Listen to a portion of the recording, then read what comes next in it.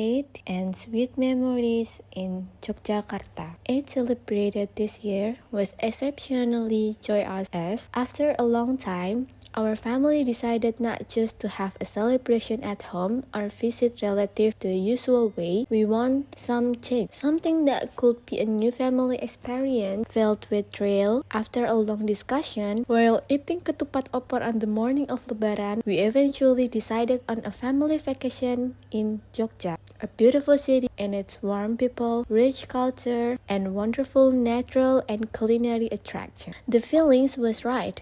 And besides being a beautiful tourist destination, Jogja holds so much historical significance and an essence that stirs warmth in the heart of anyone wishing to go back. We left home the day after the Eid prayers. The roads were quite bustling, with many heading off for a vacation. Usually, a 7-hour trip, traffic jams and further ghostly halts for the rest made it double the energy fun. Nearly 10 hours spent to that. All the energy spent getting there was, however, suddenly put to naught when we entered Jogja. The air is so fresh, the feel of the city calm, and the friendly face of the local people gave us warm smiles on the way. The decision we made was to lodge at Kaliurang due to the cheap yet cozy inn located within Mount Merapi. The air there was cool compared to the hot and humid weather of the place we were staying. The balcony of our room had a view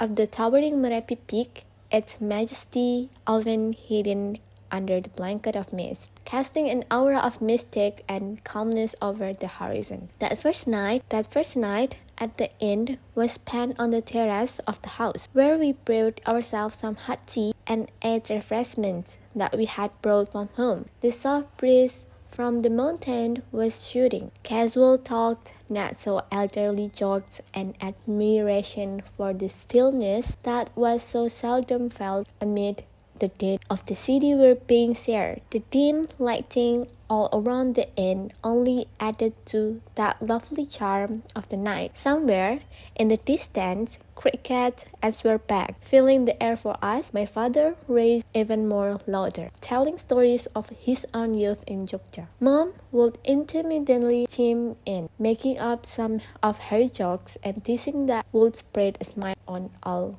our face. The kids sat in a circle playing cards and soaking up the ambience. There was no feeling of time passing by. We were there, fully present on the moment. The cold air of the night was no match for the warmth that surrounded us. This was not just our first night in the inn, but the very beginning of beautiful memories that would a long time in our minds and hearts. That last day of our arrival in Jogja, we indulged in an irresistible taste of gudeg, something that should never be to miss. We took off for Vigilant, which contains a legendary gudeg style, where we bought an extravagant plate with spicy krecek, opor chicken, tofu, pindang egg, and warm rice. It was truly sweet and rich in spices, making it possible for someone wanting more. The special flavor was enchanted by the aroma of thick leaves used in the cooking. Warung ambience was very simple, with wooden tables and walls filled by picture of famous person who had stopped by. The waiter greeted us sweetly, just like we were at home. We settled in the corner, eating which watching folks pass through the little Vigilian street. Each bite felt like touching this long culinary history of Jogja. The kids got shocked at the sweetness of the gudeg, but eventually jumped into the savory and spicy krecek. And also, we bought a few portions for souvenirs to take home. Not only did the smell satisfy our bellies, but opened a flavor adventure for long memories. After breakfast, they continued the journey to the palace, which is called Yogyakarta. A collection of historical things was observed inside gamelan, photos of the royal family, and also a carriage. We walked slowly along the course while listening to the guide, who passionately told us the lengthy history of the Sultan. We also managed to visit Taman Sari, which used to be a royal garden from where we enjoyed scenery and bath places for the Sultan's family. The old buildings there are magnificent, as they show styles blending that of Japanese and European. An underground passage beautified the area more. I pictured how the royal family would have lived in the past, looking neat, organized, and dignified. This historical place made me feel even more for Japanese culture and felt as though in the past time, all stuffed with memory. In the late afternoon, we took a walk through Beringharjo Market. The market is filled to bursting with vendors selling batik, traditional fabric, spices, and Jogja snack. We purchased a few pieces of batik to carry home as souvenir while at market sampling snack like klepon, getuk, and lupis cake. True to form, all turned out sweet and soft. Lively but friendly sound filled the air in the market, which made us feel at home. Our trip took us to Jalan Malioboro, a place that's never without visitors. Street after street had sundry street vendors selling souvenirs, paintings, and accessories of Jogja finest. We settled in on some concrete chairs at the sidewalk eating roasted corn and ice dawet. An evening fell, and at Malioboro Lesehan, we had dinner. Kalasan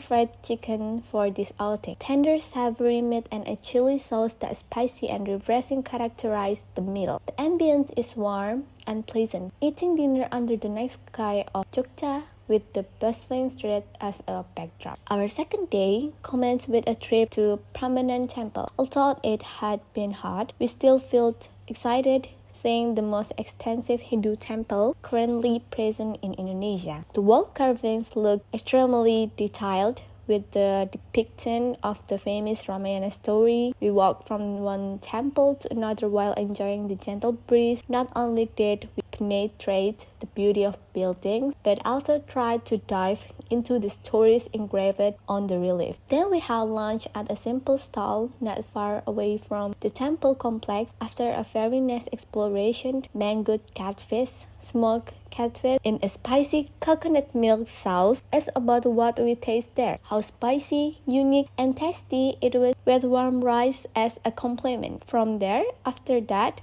we headed towards Tebing Breksi, where a former quarry of limestone is currently a tourist spot. Stone carvings inside are very artistic, placing it up there from the top of the cliff is mesmerizing.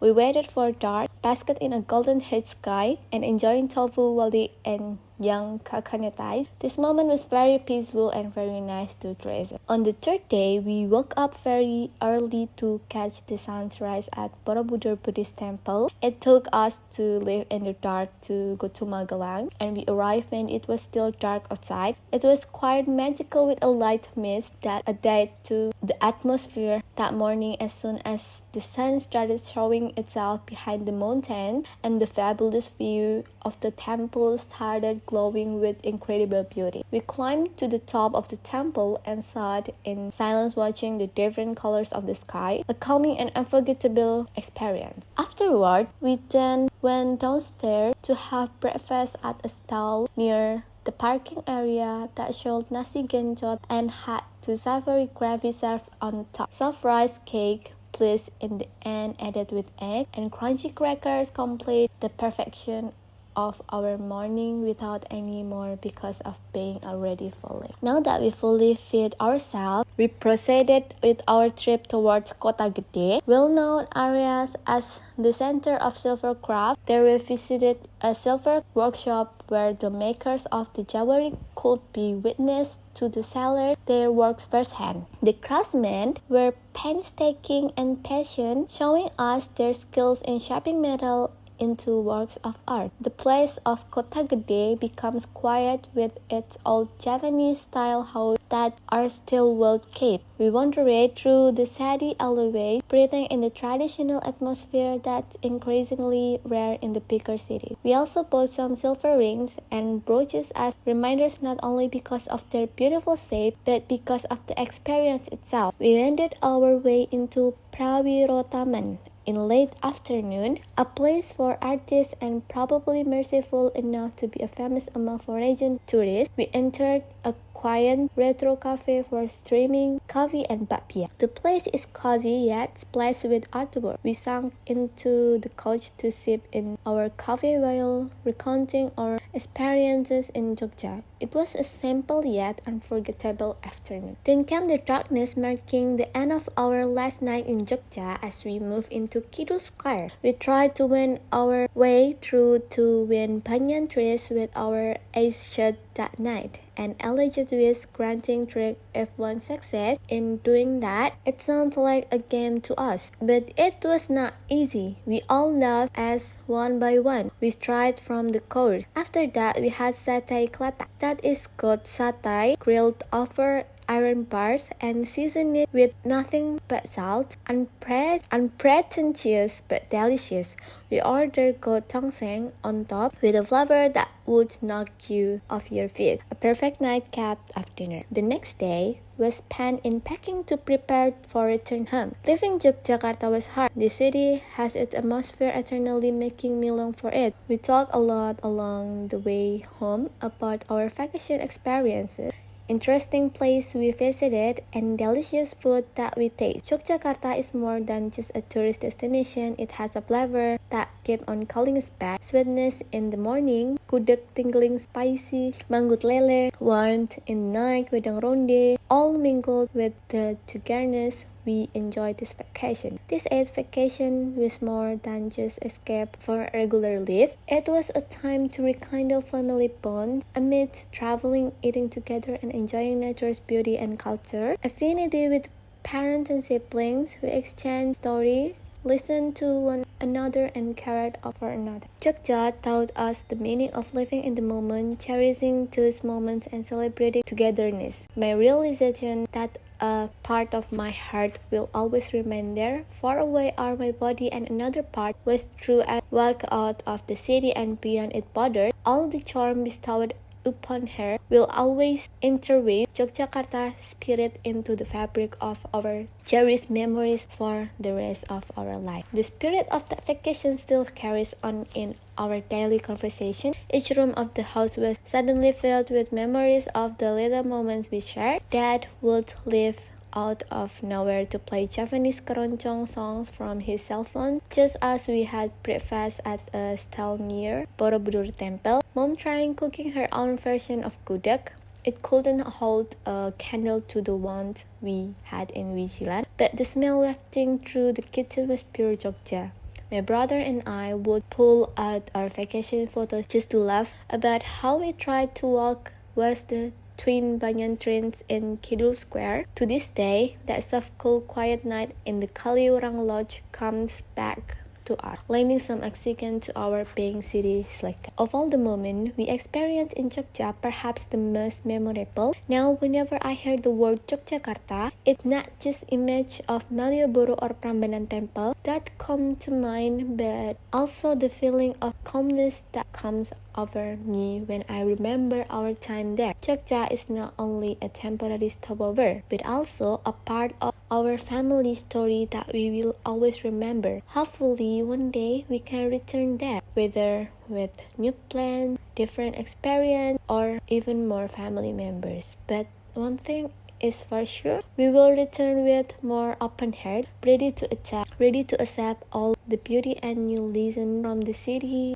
that never lose its charm. Yogyakarta, see you on your next vacation. We will be back with unfinished business.